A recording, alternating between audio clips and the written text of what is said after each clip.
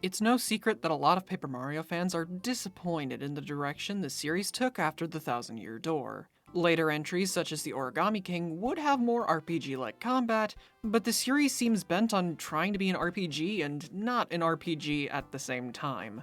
The newer titles do have their fans, but it's hard not to see why those who grew up with the original two games would be disappointed. In 2019, however, Moonsprout Games would release their first title, Bugfables, an RPG meant to recreate the gameplay of Paper Mario while still being its own thing. I actually first heard about the game from a reviewer named Arlo's video on it. I'd always wanted to check out the older Paper Marios, but without any way of actually playing them though, I figured this would be a good alternative, and it ended up delivering in all the best ways. I may not fully have the experience necessary to be able to compare Bugfables to something like the Thousand Year Door, but from the former's gameplay alone, I can totally see a good part of the reason people love these games so much. It also makes me depressed that Nintendo doesn't do anything like this with Mario anymore, but I digress. Let's get started before this gets more depressing.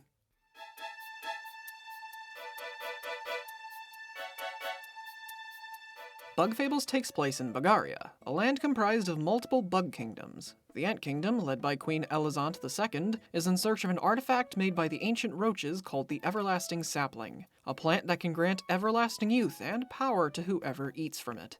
To find it, Queen Elizant I requested aid from any potential explorers brave and skilled enough to find the ancient relics needed to locate the plant of legend. After finding one of said relics in Snakemouth Den, a beetle named Kabu, a bee named V, and a mysterious moth with ice magic named Leaf eventually team up to find the rest of them. The overall story of Bugfables isn't anything crazy. It starts off as a simple adventure with a few twists and turns, but for what it is, it works very well. The actual world of Bugfables, though, tells a more in-depth story. For spoiler reasons, I can't go fully into it, but there's a lot more to the Kingdom of Bagaria than meets the eye. I have to give major props to Moonsprout Games on this. They handled Bugfables' world building in a great way, and I can tell from what little lore I have found, they truly love the world they managed to create here, and it makes me very excited to see what other stories we eventually see in the world of Bugfables. By the way, it's sort of unrelated, I know, but I love how a lot of the game's bounty monsters are actual real-life animals or plants. Because from the perspective of a human, something like a peacock spider is, well, about as harmless as you can get, but from a bug's perspective, they're this incredibly dangerous, venomous beast.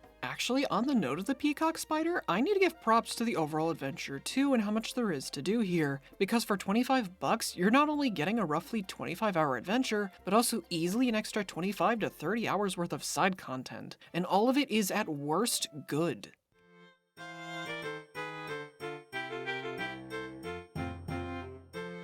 As explorers, Kabu and Friend's job isn't only to find relics in the sapling, but also to help the many residents of Bagaria. While some of the side quests aren't anything more than, hey guys, could you bring me X thing? Thanks. Most of them are really good, and all of them have worthwhile rewards of some kind, like medals or berries.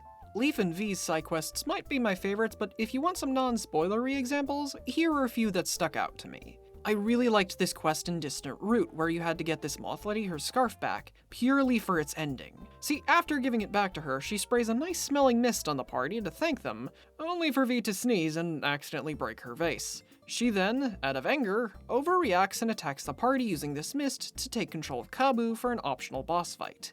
I also loved the side quest that involves spy cards. It's a really fun minigame that involves you using cards based on the enemies you've spied on in combat.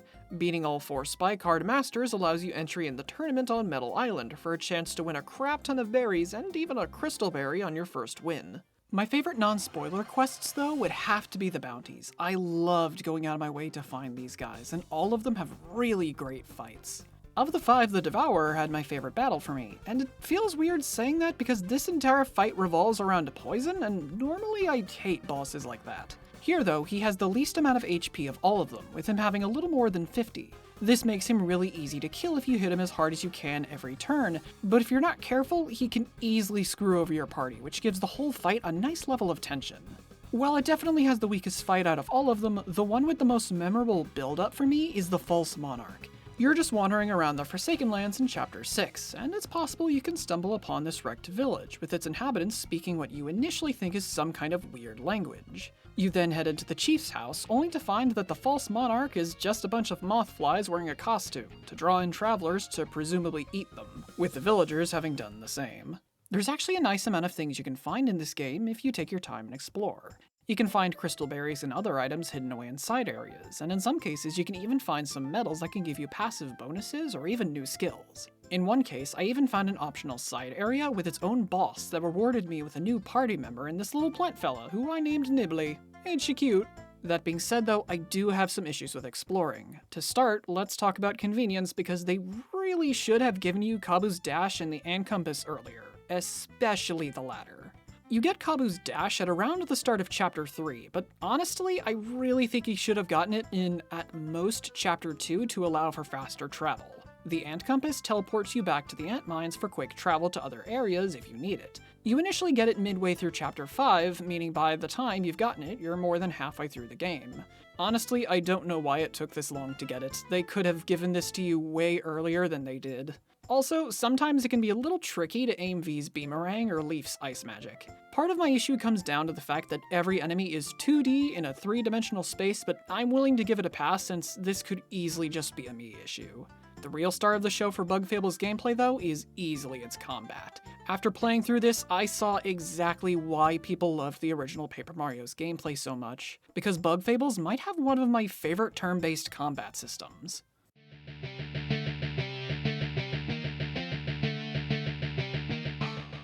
Bugfables might have one of the most interesting combat systems I've seen in a turn-based RPG. When in combat, aside from using items, every action you perform will involve a few different kinds of command prompts. Heck, when the enemies are attacking, you can also either block or super block an enemy based on when you pressed the button before the enemy attacked. This makes fighting enemies engaging no matter how easy or hard the battle is, because the game demands your complete, undivided attention the whole way through. There's also a nice amount of strategy in fights thanks to all the different kinds of attacks you can use against enemies. Kabu's basic attack can only hit the frontmost enemy, but he's the only party member who can ignore a point of defense naturally, making him great for dealing with tankier opponents, especially with how hard-hitting his attacks can be. V's Beamerang can hit flying enemies, allowing her to knock them out of the air so Kabu or Leaf can hit them with their basic attacks. Her other skills are also pretty useful, especially her Hurricane attack, since it similarly to Kabu ignores a point of defense. Leaf, who's equipped with Ice Magic, is probably my favorite party member though.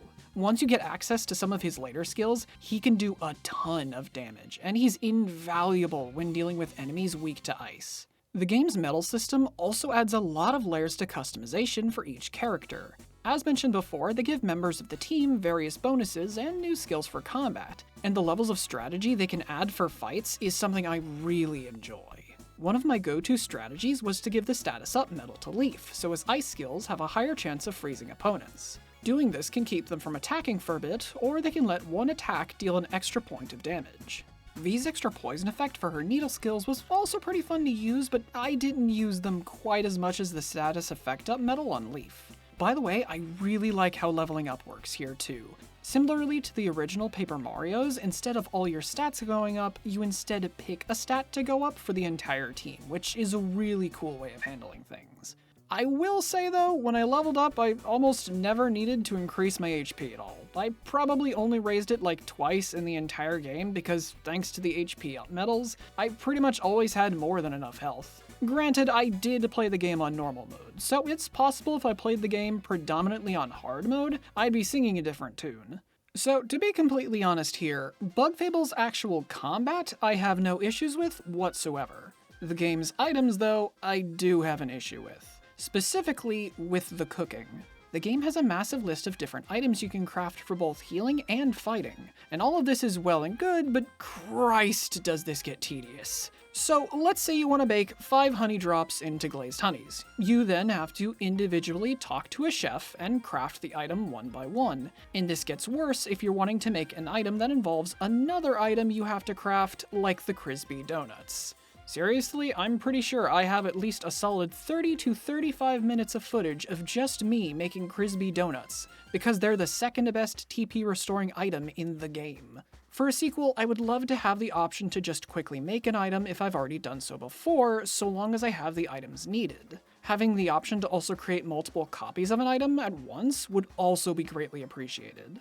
To be honest, I'm pretty sure that's my only major criticism that doesn't involve spoilers. The entire game is so well made, I don't have much to complain about. So, in that case, let's delve into spoilers, because I have a lot to praise about elements of Bugfable's story.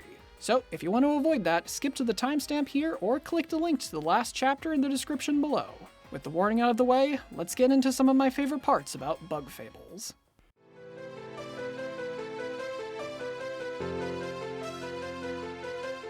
So, I'd like to get my only real problem with the story out of the way right now. The game's main villain, the Wasp King, is pretty bland.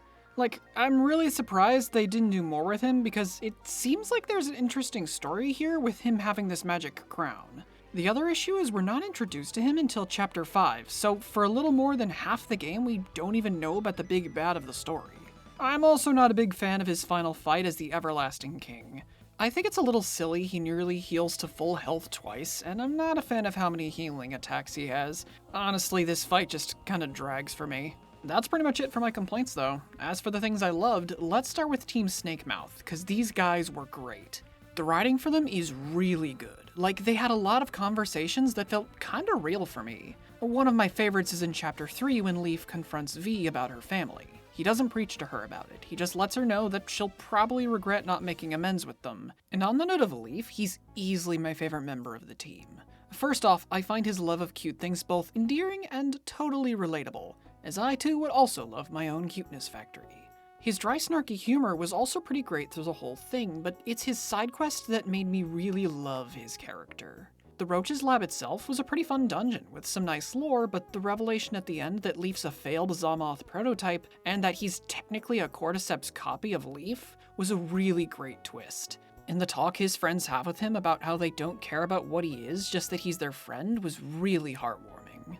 V started off kinda rough for me, but it didn't take long for her to grow on me. She's pretty charming in her own way, and while I didn't like that her side quest was a fetch quest, the actual story behind it was very nice. Cabo's just great in general. He's got a strong heart and was great to have around, and I loved his post-game quest where you can stop by his friends and master's grave so he could tell them he finally accomplished his goal, and found amazing new friends in the process. Team Snakemouth is easily one of the biggest highlights of the game for me. The biggest and most memorable part of the game, though, has to go to the final area, the Giant's Lair. Throughout the entire game, you get a lot of details that humans live or lived here at some point, with the biggest piece of evidence being at the hive when you look through the telescope. So I pretty much knew the second the Giant's Lair was brought up, we'd go inside some guy's house or something. The Deadlands, as they were called, were far more different than I was expecting. Everything about this place just feels wrong. From its atmosphere, to the enemies, to this weird giant creature following you through most of it, there's this weird, unnatural feeling to everything.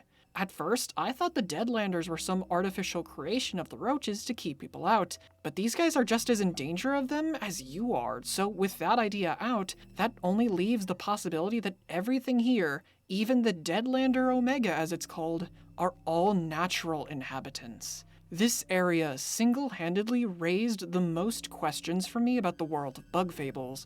What happened to the humans? How exactly did the bugs awaken to their newfound intelligence and lifespans? I'm very excited for whenever Moonsprout Games starts making Bugfables 2, because not only does this game have some fantastic writing for its characters, but its world is absolutely fascinating for me, and I would love to know more.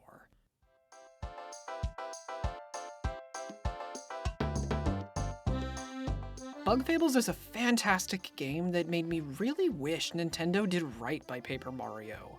I've never played those games, but after playing this and having as much fun as I did, I couldn't help but wish for more. It's very possible Paper Mario may never fully replicate what older fans loved about the series ever again, but at the very least, it's clear that we have a spiritual successor to fill the holes in people's hearts. Seriously, if you've never played this game before and are even a little bit interested, I highly recommend it. For $20, you're getting a great game with upwards of 50 hours of content for just one playthrough. It's honestly a steal for that price. Now, with any luck, maybe Nintendo will do something with the Mario and Luigi RPGs, but once more, I digress. Thank you all for watching, and I hope you have a nice day.